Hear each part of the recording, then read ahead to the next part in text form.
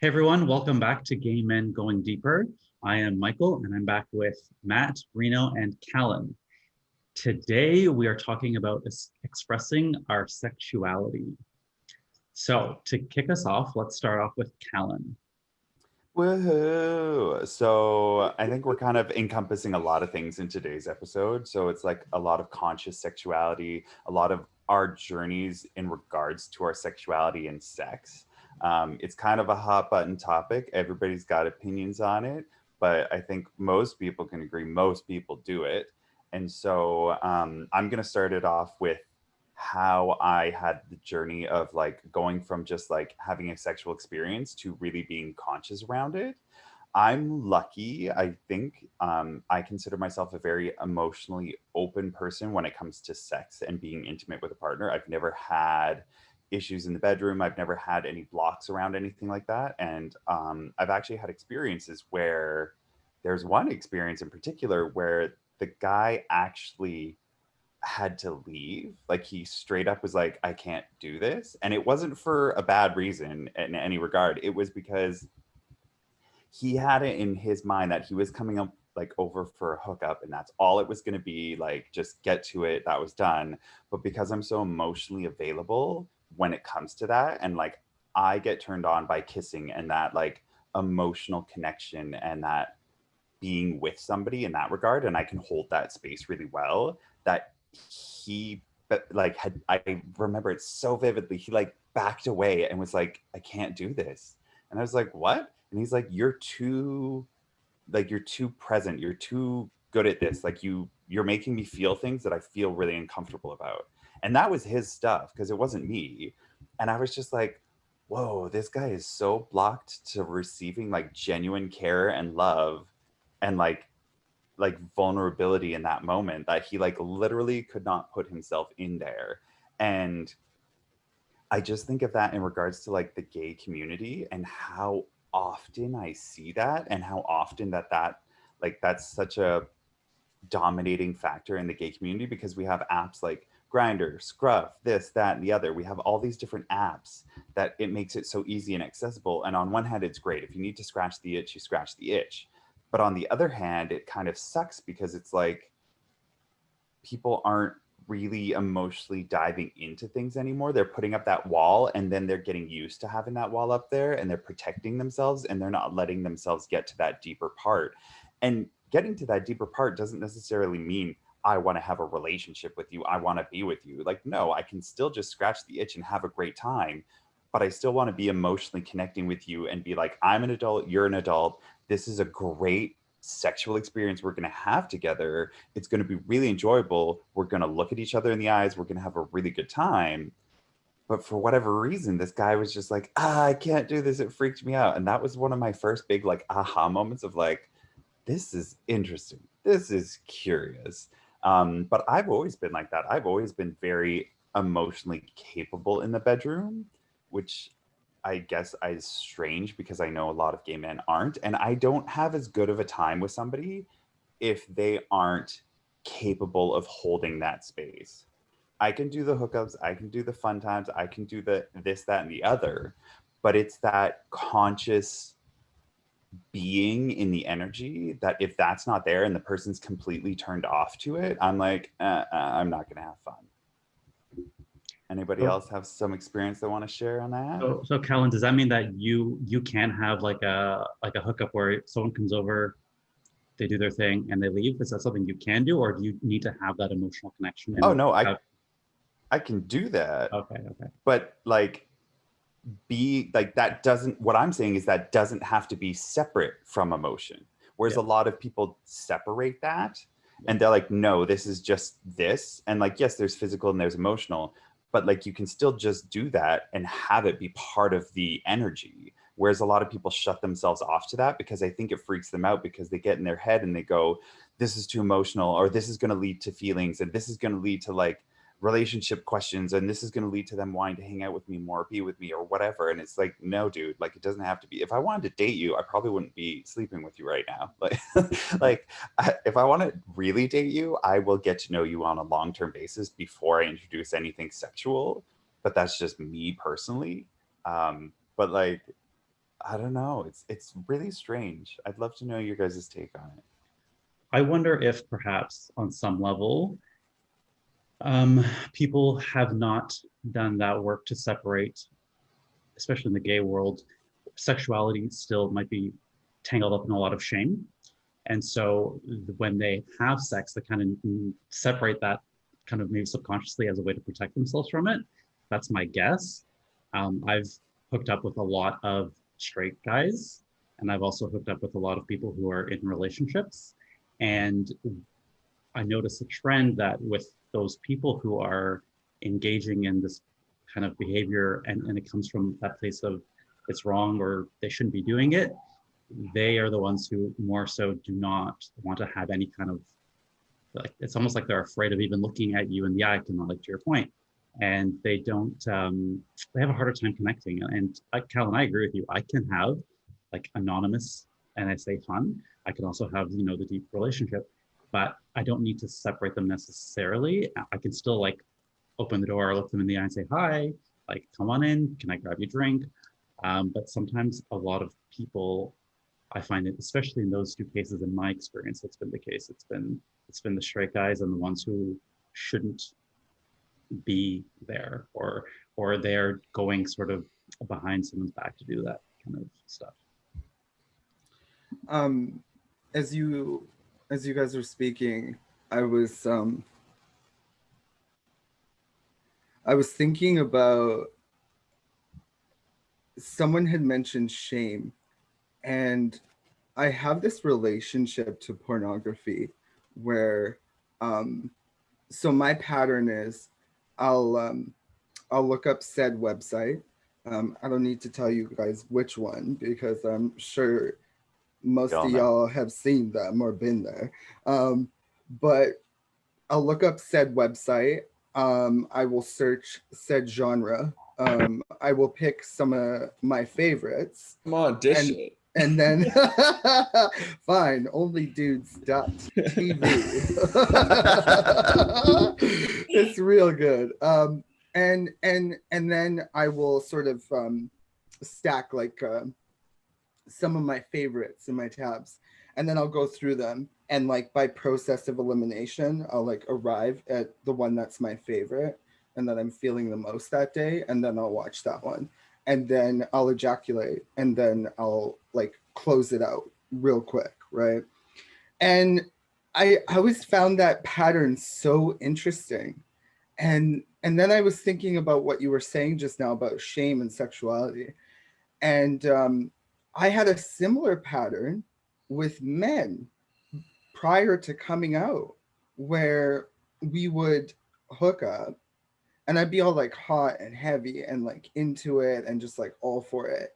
And then I'd come, and like that'd be it. Like my whole system would just like shut down. I'd be like totally turned off. Like I want you out of my space, and like also just like out of my world. Like I don't want to engage at all, period.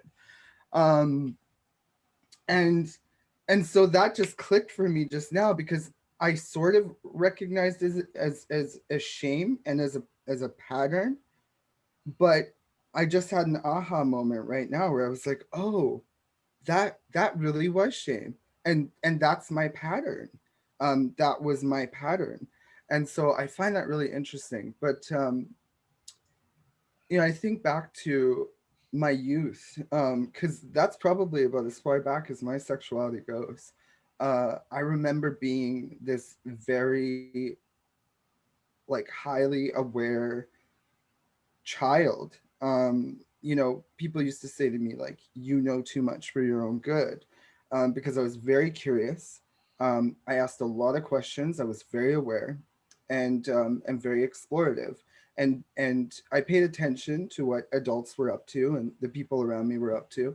And if you told me I couldn't do something, or I should stay away or out of something, odds are I was probably going to go and figure out what was happening there, right? So shout out to the parents. It doesn't work so well. And there's this, I actually started writing this book some time ago. It's still in development.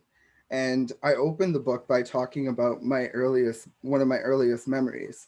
And it's of me being sort of small enough to be laying on a man's chest. And I have this memory of like the feeling of his chest hair in my hands, right?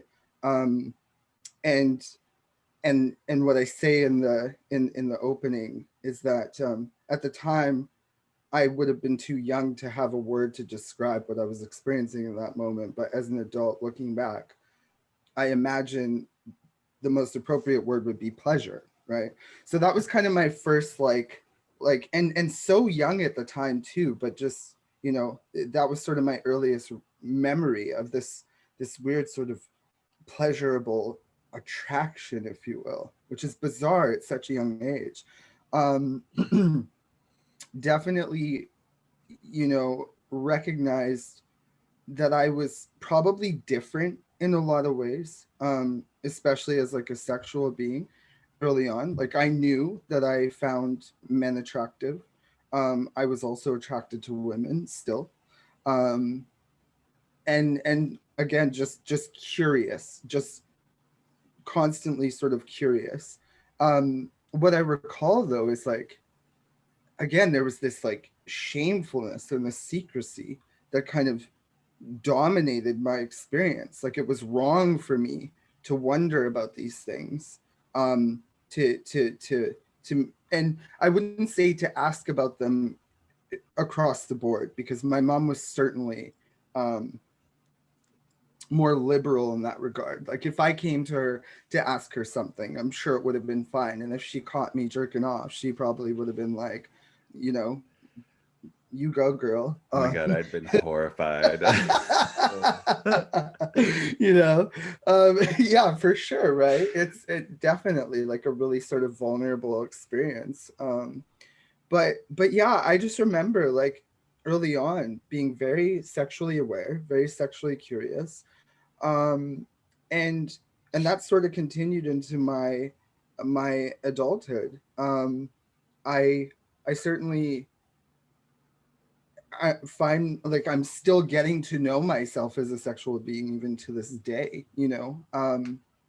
And one of the things I can speak to is like all of these internal sort of psychological and emotional barriers that I found myself sort of moving through and growing through throughout my, you know, throughout my aging, throughout my life. Um, Resistance to receiving, resistance to engaging sexually and being open about that. Yeah, it's been a ride. It's been a ride. Um, and I feel like, you know, at the ripe old age of 32, I'm just warming up, you know, and that's kind of exciting to me, to be honest. It's really exciting. Yeah. Speaking of age, Matt, did you want to chime in? Sorry. You go ahead. Speaking of age, something I wanted to bring up is I think you guys are all younger than me. I would say as I get older and as I progress in my sort of spiritual journey, I find the biggest benefactor has been my sex life and my sexuality. And I don't mean that to say that like the quality changes, it's just the way that I interact with it has completely changed as well. And that's sort of been part of my journey as well. And you can see that by the ways that I interacted with sex as sort of in my early 20s and teens versus the way I do now. And now I am so much more into things that I never thought I would be because I have that anchoring safeness within me that I feel a lot, what's the word I'm looking for? Grounded. Thank you. Grounded. Yeah, I feel a lot more grounded in myself from a conscious spiritual point of view that I can actually go further sexually than I would have ever done before. Because you've built like your own safety net around it. Yeah, and I mean, people tell me that I'm shameless about sex, and I would say, yeah, that's exactly correct. That is a very deliberate decision because I spent so much of my time having a lot of shame, not just about sex, but about being gay. And I thought that I was wrong, and I'm sure a lot of us can relate to this. Like, I grew up in a Catholic school system, so sex was wrong, let alone sex with men. And I grew up with a lot of shame having so many urges, and I was always a horny little bugger as a teenager, and I'd always be jerking off thinking of like people in my school instead of my girlfriend. So yeah, there was a lot of shame that came with it. And so when I finally did the work to get over that, which didn't really happen until I'd say until my spiritual path really became clear to me, then I was able to release a lot of that shame. And now I am exactly that, shameless about sex. I know what I like, I know what I want, I go for it, and that's just what it is. There's not a lot of shame left there, and I don't want it to be there. So when I sense that shame coming up, I kind of dig within and say, okay, where's this coming from? What is it that I feel like that I'm wrong or that I'm not enough? And then I dig into it there. But yeah, I think as I get older, my sexual proclivities have become a lot more varied. Mm-hmm. I find it's interesting too, like for us, I feel like there's an added layer of challenge, of of of adversity, right? Because already this theme of sexuality holds this tension and this sort of shame in and around it. And as gay men, you're sort of adding insult to injury, so to speak, right?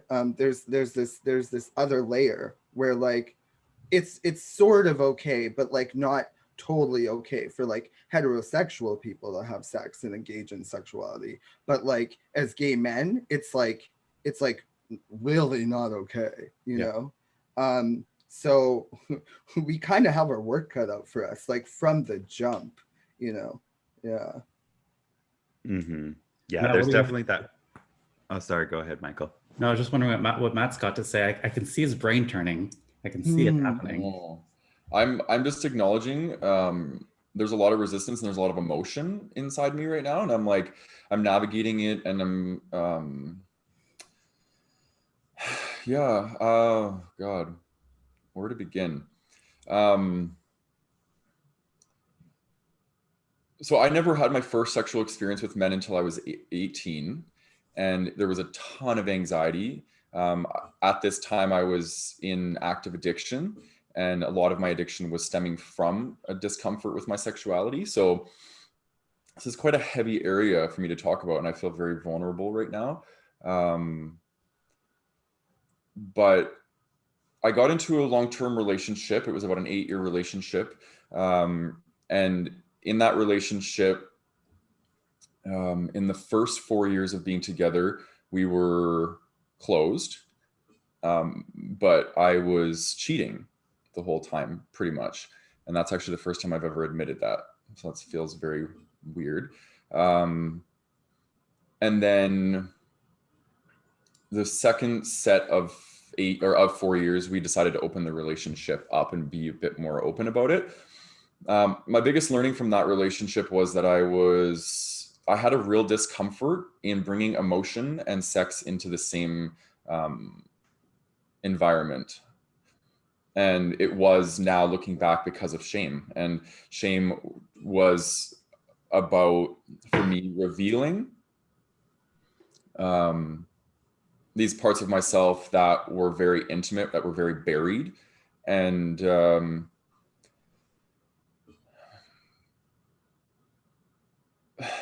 so basically what ended up happening after that relationship ended, I was about 28, and I started to navigate like spirituality and these different sorts of concepts, and kind of really allowing myself to show up and like allow people to see me and feel me and hear me. And I think it was around that same time that I was also, actually, I think I should back up a little bit, because in the period when we were open, when this partner and I were open, we I would say, looking back, that I had a sex addiction. I was having a lot of sex, and my sex was very ego driven. It was all about power over other men and getting my ego boosted from sex. And it was never about connection. It was about go and get my ego stroked and get off and get out, right? And I know there's going to be some guys that are watching this that have had that experience with me, and they're going to be like, oh my God, he's finally realized it, that he didn't have a lot of capacity for vulnerability and cuddling and all these things after sex. I would just grab my things and head out. And I actually reflect back on that just in the last few months, and I realized how much hurt I caused some people doing that, because these people were being vulnerable with me, and they were showing up with me and wanting to connect with me in that way. And right after, I come, I just leave, you know what I mean? And that can cause a lot of hurt for people. So to people who are watching that, I apologize. I'm sorry for doing that. And my sexual awakening really, I would say it started probably about 5 years ago. And for me, that meant learning how to bring my spirituality into my sexual partnerships. But it first started with myself, how to have a different relationship with myself sexually. And my relationship with porn came into play. My relationship with my sex addiction came into play. All those things. And I think for me, it was, I ended up developing kidney stones when I was 27, and I had to go for surgery. They weren't extractable, and it ended up causing me a ton of issues in my pelvis. I had pelvic pain for a year and a half. I had incontinence. I was having erectile dysfunction. I was having all sorts of issues in this area. But reflecting back on it, I think the primary issue was my lack of connection to that center, to that part of my body. It was always about here. My sex came from here. And when this started to unravel, my ego started to unravel, it was no longer able to be attained up here. So I was stuck in this space between my pelvis and my ego. And I was like, I didn't know how to make this navigation happen. So I was pretty much like asexual for a whole year, trying to figure out what was going on with my body, why my body wasn't turned on by what it used to be turned on by. And it was a very confusing time for me. And I sought out freaking therapists after doctor, after this, after that, trying to fix myself. And it wasn't, nothing was working, because I wasn't actually tending to the things that needed to be tended to. And so I struggled. I would do what I always had done, where I would invite a guy to come over. I would want to engage sexually, and because my mind was telling me this was the right thing to do, but my body did not want it. So my body wasn't performing. My body wasn't engaged in it. I felt a ton of anxiety in these interactions, and I didn't have the awareness to be like, what's actually going on? And I think I've shared this story in a previous one, but I'll just tell it in a nutshell. The guy in Thailand that I ended up hooking up with, and I had that experience where I gave my body away when it didn't want to be given away. And I had the moment of realization right after he had left. And I went into about a week depression of just feeling like I betrayed myself. And for me, that was a pivotal turning point in learning what true conscious sexuality was. And it's about controlling your pace and listening to your body and what your body wants, because your body is really 90% of the engagement in sex, right? 10% can be stimulated through mind, right? We can talk to each other and say things, but a lot of it is just allowing our bodies to experience each other's energy and the sensations that come with that. And I didn't really ever learn that until about a year and a half ago. So, and then learning the term around demisexuality and what that means, and slowing down the pace in sex so that it has ability to develop trust and safety and rapport and all these things that really make sex good for me. So yeah, you know, just thinking back to like how far I've come on this journey, and everything is tied into my authenticity. Everything. If I would have honored my authenticity, which happens in my heart, in my body, I would have been way further on this path.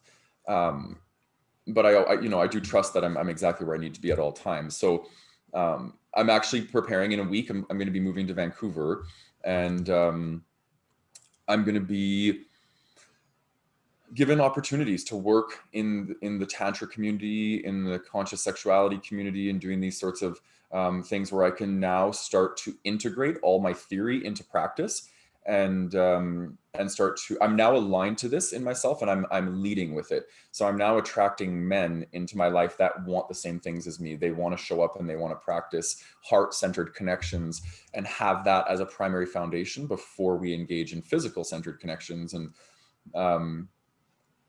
so yeah, so it's cool. It's a cool journey. There's still a lot of unprocessed stuff in there for me. I can feel it, even just talking about it. I could feel myself getting emotional. Listening to you guys talk, I could feel myself getting emotional. So I know there's some tears to be shed, and I know that's going to come in the near future. And I'm going to also get to experience a ton of joy and connection through this newfound way of relating with people sexually. I want to honor and acknowledge your vulnerability and your honesty and your transparency and your authenticity. Thanks, Rena. Yeah, that was very powerful, and yeah.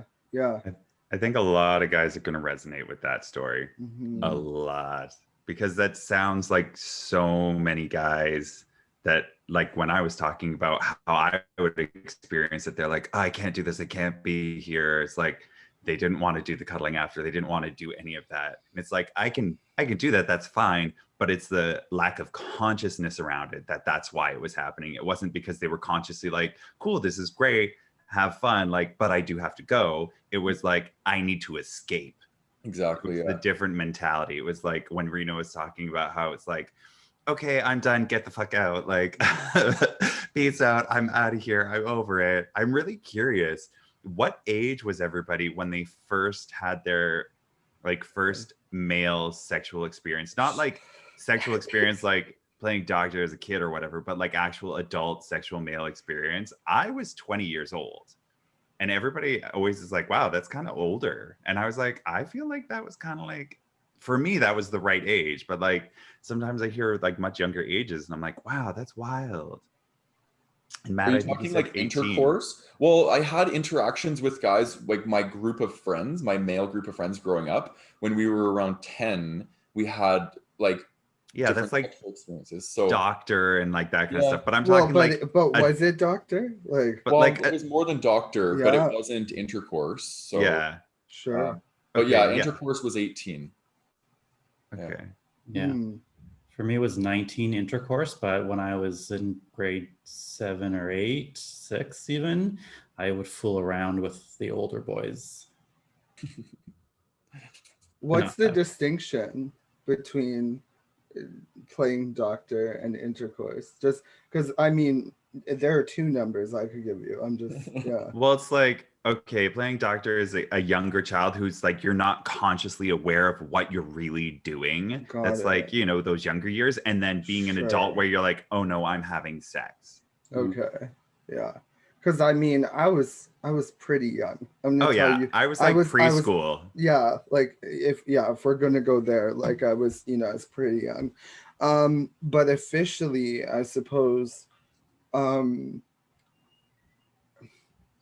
I guess I would have been, I don't know, like 13, probably. Yeah. When you really full on had sex with a I mean, guy.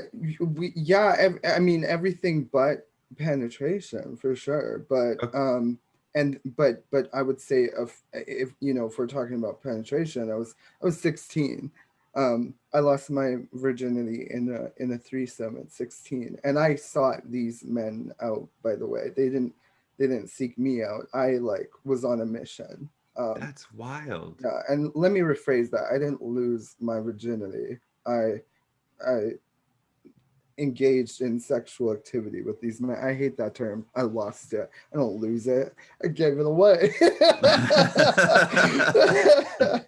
But yeah, I knew exactly what I was doing. I didn't feel bad about it. I wouldn't say I felt shameful about it. I think there was a bit of pride there. Um, and it was I feel lucky to have had that experience and to have that story, because it wasn't terrible at all. These two men were older than me, and they were very kind, and they were very thoughtful throughout the experience. I never once felt like I wasn't safe. And I still look back and think, like, the hell was I thinking? Like, I showed up on these guys' like doorstep, their cottage, and was like, hey, can I come in? I'm all wet, like, not actually, but essentially that's exactly how it went down, so Got the WAP going on. right. Yeah, so that was my experience. Yeah, that's wild. I have the gayest experience of like giving away my virginity. I just moved to London in the UK. I was 20 years old. I was like in this fresh new country, living it up in London, and I go to a Robin concert at GAY Astoria. So it was like this gay club bar, and it was massive. It was huge, and it was called GAY, so gay, and it was Gay Astoria. It's closed now, but so I was there, and it was like £5 to go to this like small mini Robin concert, and she just released her, like, I think it was either Handle Me or The Body Talk. No, it was Handle Me, the album with Handle Me. And like, I was living it up. It was my anthems. And then like, I met a Welsh boy there. He was beautiful. And like, he came back to my place, and that was the first night. The only thing I could say that I really wish I hadn't been is I wish I hadn't been as drunk as I was, because like the memories are kind of there, but they're still a bit fuzzy. But then the following weekend, we did it again, and that was a lot more vivid, because I was like, I need a round 2 of this, because like I need to remember what went on. And so that was great, but it was like the gayest ever. Like, I will never forget that story of like, at a Robin concert. Yes, at a Robin concert. yeah. Mm-hmm. What about for women? I'm curious about people's sexual experience with women. 0. Well, I had a girlfriend, but we didn't do anything really. Yeah, I had a high school girlfriend. I held hands and stuff, but I had some experiences. Yeah, no. I was like 18, and so like everyone in my grade was having sex with their girlfriends, and it was like this big, with all the guys, of course, it was like this big to do. And I was terrified. I was like, I don't want to do that with her. Like, I like her a lot. She was like my best friend, but I'm like, there's no way that I'm going to put that in her, and nor do I want to. And so I would dodge it all that time. I would dodge it. I'm not feeling well. I gotta go. I got homework to do. I got an exam. I would be that guy who's like the opposite of all the other guys, just dodging it. And then once it did start to happen, I managed to get hard, because I guess I was 18. Anything got me hard, so that's good. But like, yeah, it was a sad scene. I'd love to go back to that boy and just like apologize to both of them for that terrible experience. Fun fact though, she was the first person I came out to when I did come out a year later. And Cool. she was so generous and sweet and loving. And actually, yesterday was National Coming Out Day. So a big thank you to all of the people who put up with me, all of the women or girls at the time who put up with me, kind of dodging them sexually in my teenage years. Mm-hmm. I always dodged it just because it was like, I always pretended I was after the girl that I could never have, like the popular girl or the pretty girl that this, that. And if it was too easy, I was like, or when they would come back to me, I'd be like, oh no, I changed my mind. I like somebody else now. I get that popular girl syndrome, definitely. I was always like, I just wanted the most beautiful and popular girl all the time, for sure. But I just wanted to be friends. Like, I didn't. I just want to be friends. So I've been with 2 women officially.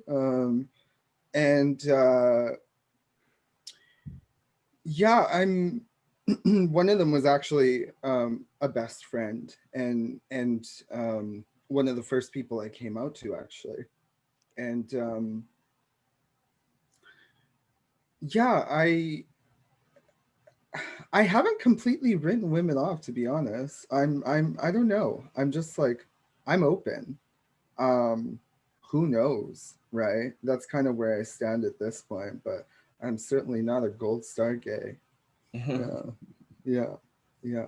I've had enough experience to know that it's not for me. Mm, There was, I don't remember what it was. It was must have been like recently after high school, before I moved to the UK, that it was must have been when I was 19, that I was at a party and then like ended up crashing there. And it was like my friend's sister, who was also, she must have been 18, and we fooled around, but like I was out, like I was recently out, and we kind of did everything but.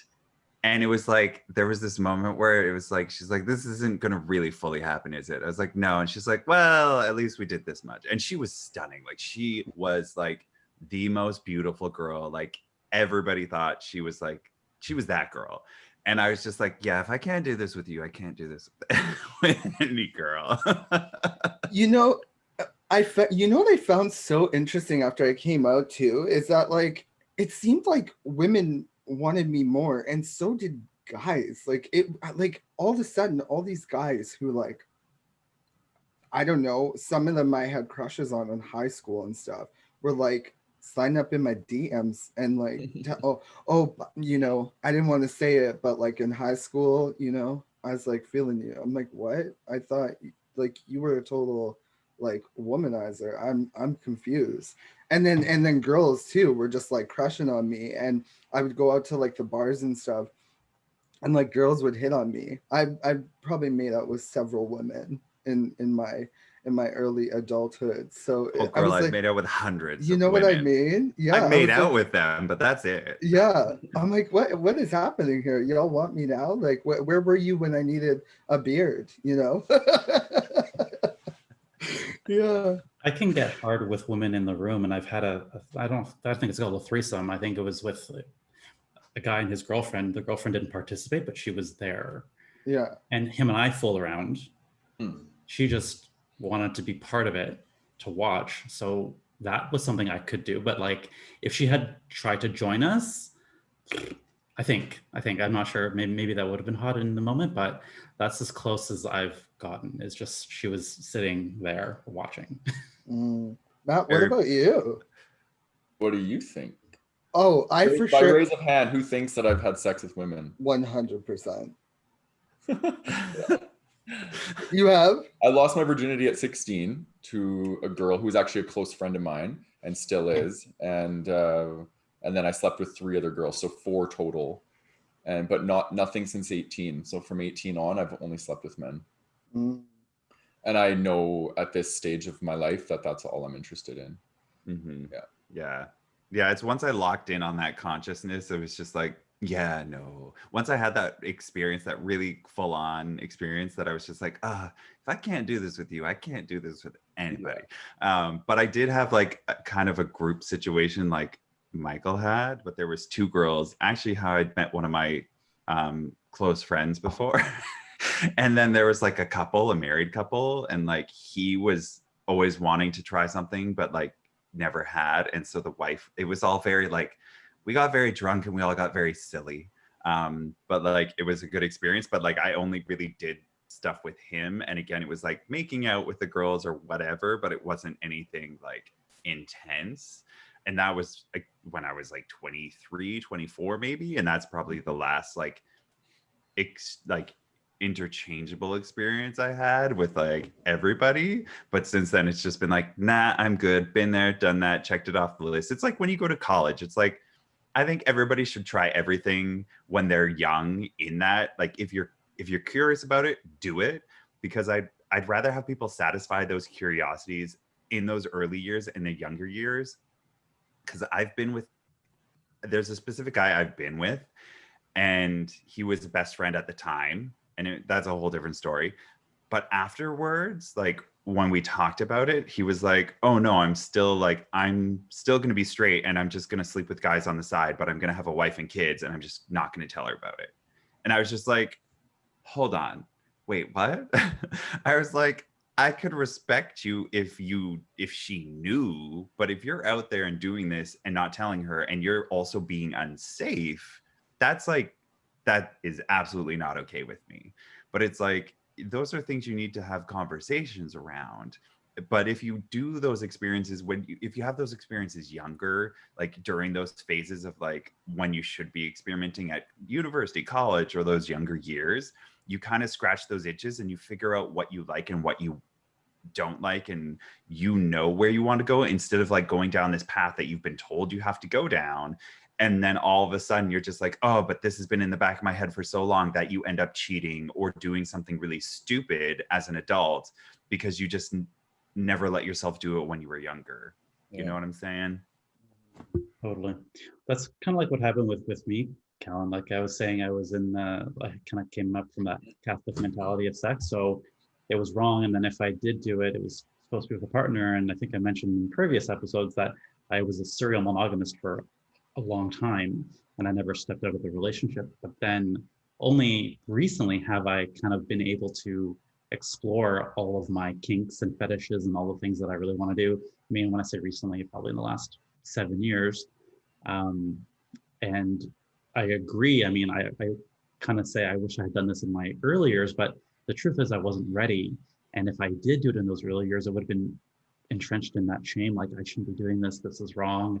I'm dirty, and all of that other stuff that I used to have with me. So, I think it's good to constantly be experimenting when you're coming at it from a solid place within.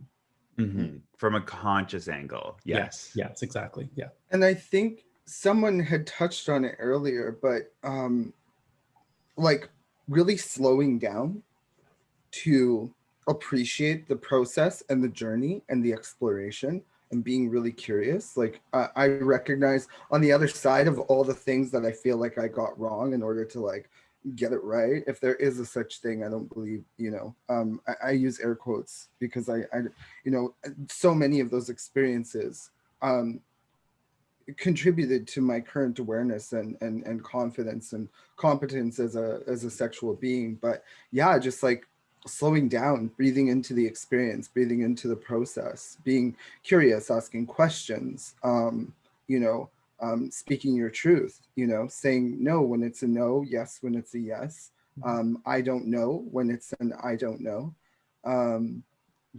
Like that has definitely become really powerful. And I feel like one of the things that I'm so grateful for is that I've stepped into a more conscious leadership in my sexual life these days. I am still reactive in some situations, but I would say more often than not, I find myself being a lot more intentional about how I navigate my sexuality.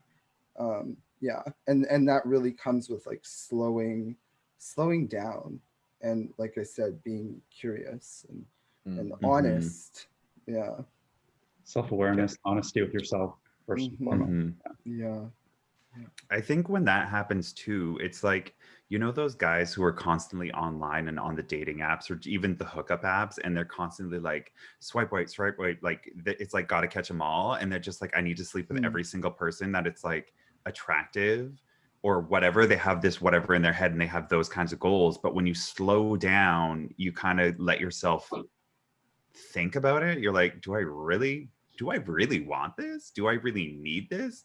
And if I'm doing this, like to the point of like sex addiction, what's really hiding there? Like, what am I running away from that's hiding there? But, these are heavy things that people can get nervous about and scared about, which is why, of course, people hide them, because they feel shame and they don't know how to handle it. They don't know how to deal with it. But like when you slow down, you kind of look at it and you go, okay, is this adding value to my life or is this taking away from my life? Because I know I stepped away from those apps and all those things because I was like, this is not adding value to my life. This is distracting. It's taking me away from what I really need to be doing. It can be enjoyable at times. Like I've had great times from it.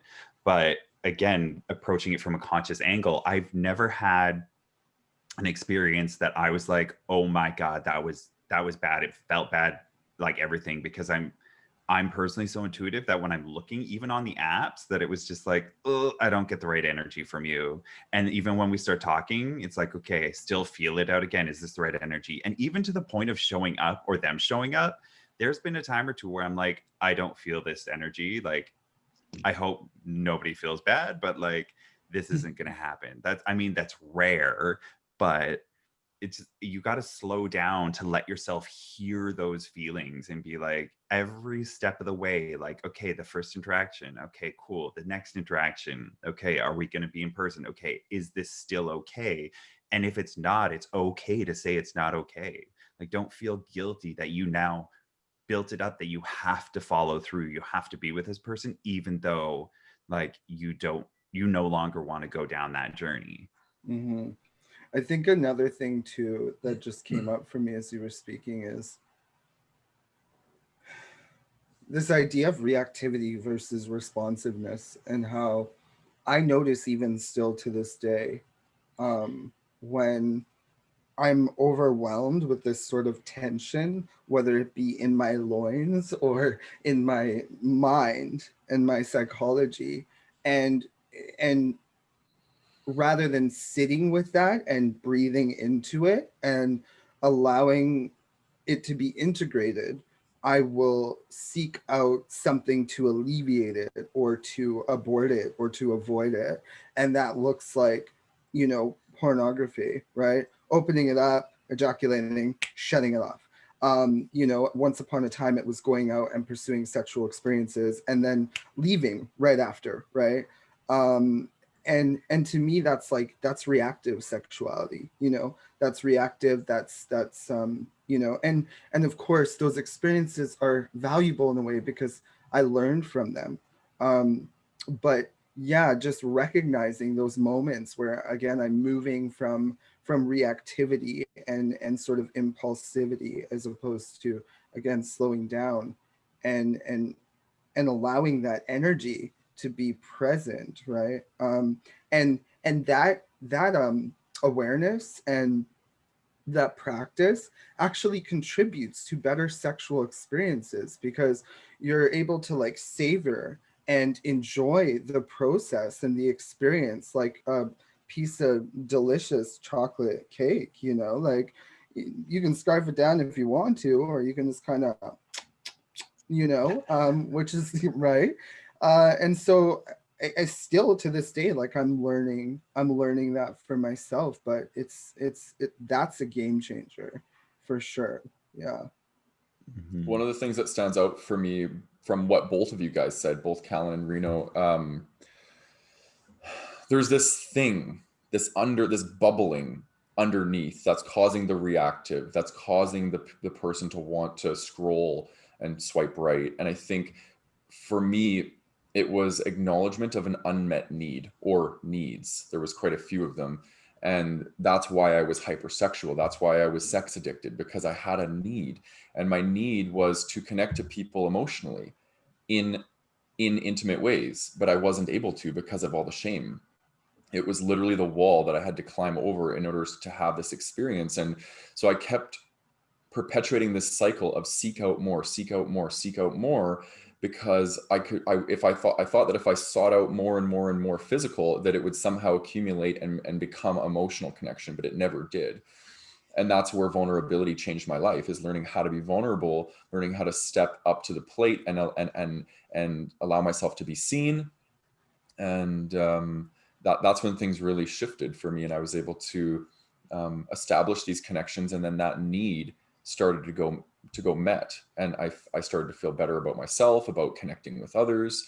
So yeah, I think it's really important for us all to ask ourselves, like, what is an unmet need that's going on in our lives in the area of sex, and how can I find a way to meet this need in a healthy way that's not going to make me masturbate 5 times a day to porn, or you know what I mean, like, because there's this energy inside of us. It's so important, right? Sexual energy is so important, and not just to give or to release. That's one part of it, but it's also to accumulate inside of us and to use it as a life force and a chi that we can use to achieve.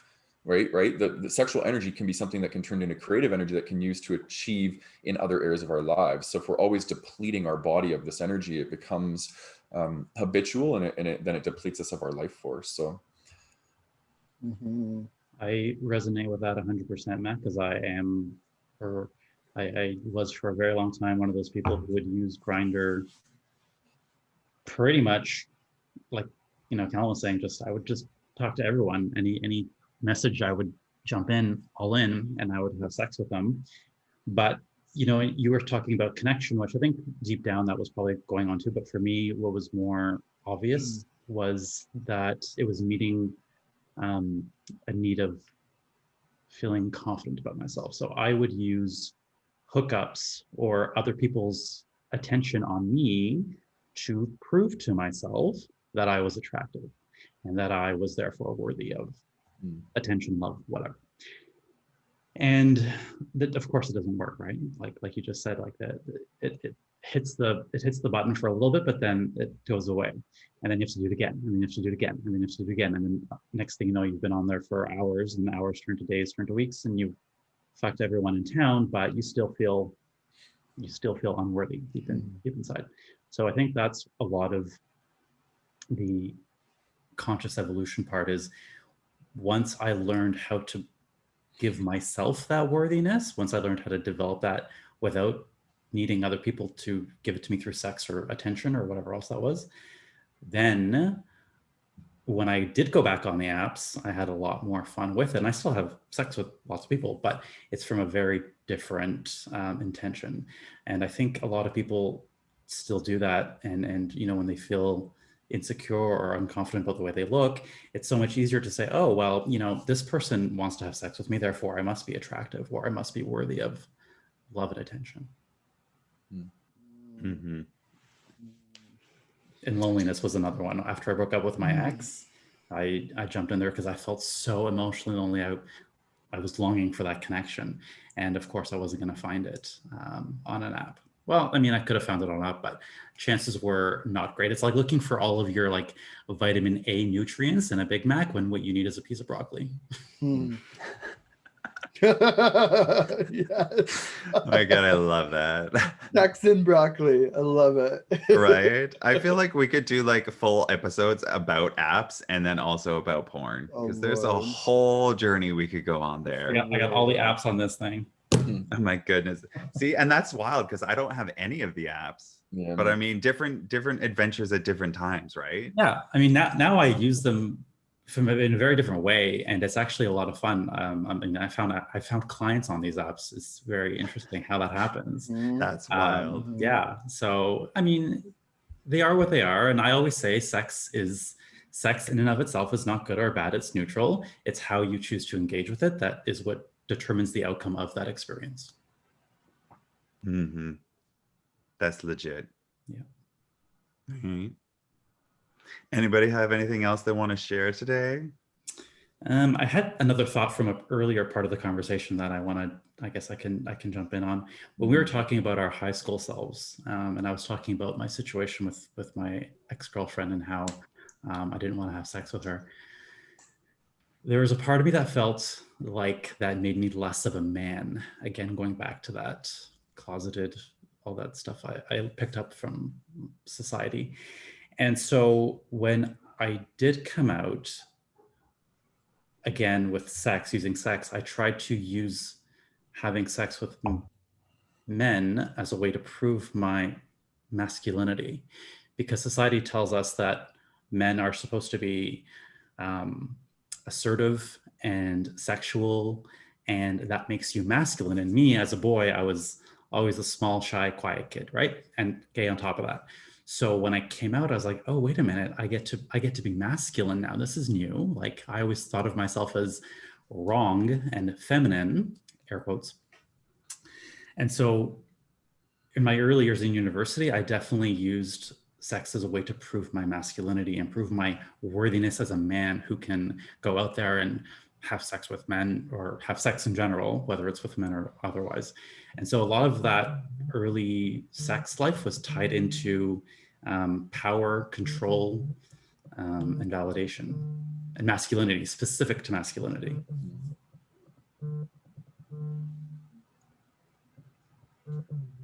Who's somebody's Yeah. music vibing? I was hearing that.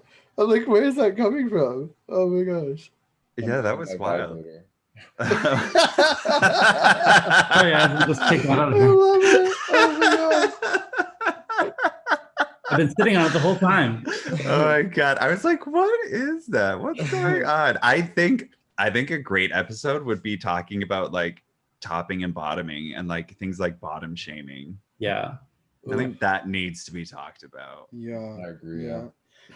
There was something I was gonna say. So as you were talking, I kind of like zoned out for a moment, only because I was recalling this, like I started imagining and recalling this experience that I had with this guy who I met on the dance floor at this bar. And he kept telling me the entire night, he was like, I'm straight, but like, do you want to dance? And I was like, okay, cool, like I get it, you're straight, like you told me 10 times now. And then he ended up coming back to my place after, and we were hanging out on the couch and just like talking. And then I don't know, we started sort of playfully like poking each other, like wrestling a little bit. And then it kind of escalated into this like actual like heavy petting. Like it was just like we were just like touching each other and whatever, fully clothed. And I remember like there was one point where my eyes were closed and I looked up at him. I opened my eyes and looked up at him, and he was like, oh my God, you're so beautiful. And I just about died in that moment. I was like, oh my God. And he was so handsome too. Anyway, we ended up kissing a few times, and once more before he left. And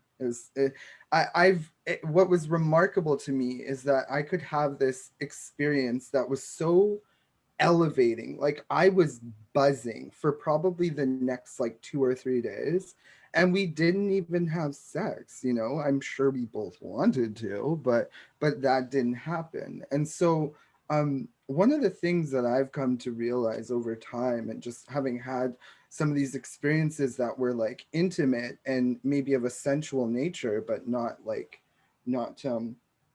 involving intercourse specifically, there's like something so powerful about being able to sit with a person and just like feel them and see them for a period, and like that either enhances a sexual experience in ways unimaginable, or sort of eliminates the need to even engage in sexual intercourse altogether. You're just like, ooh, I just got what I needed. I realized it was just connection. Like I'm buzzing now. That's good for me, So that was like a breakthrough for me, and continues to be one again and again, where I'm just like, wow, okay, like the depths we can go, and we can connect, and the pleasure we can experience sans intercourse, like amazing to me, amazing to me. And then what's beyond that is just worlds better. One of my best orgasms was off the tail end of me intentionally cultivating this remarkable, connected, intimate, experience with my ex-partner. I imagine that intentionality leading up to it made it so memorable, like hands down one of the best, if not the best, orgasms and sexual experiences I've had to date in my life, right? So intentionality, man. Yeah. Amen. And on that orgasmic note, I do believe we are at time. So we all want to thank you for listening today and watching. If you're watching on YouTube, please hit that subscribe and that little bell button so that you can get reminders when we release these every other Thursday. And then on alternating Thursdays, we do a group Zoom chat, but you have to be in our private group in order to join in on that. So join the Gay Men's Brotherhood on Facebook, and you can join in on the conversation. If you're listening to this on podcast, podcast, please go give us a 5-star rating if you love us, and then also write a comment. Let us know what you want us to talk about. Let us know what you love. We love to hear from you. And the same on all the other social media. Spread us around, spread all that good stuff out. It's like butter. Good stuff. Good stuff. All right. Anything else from any of you guys? Mwah. All right. Peace, love, rainbows. Bye, guys. Bye.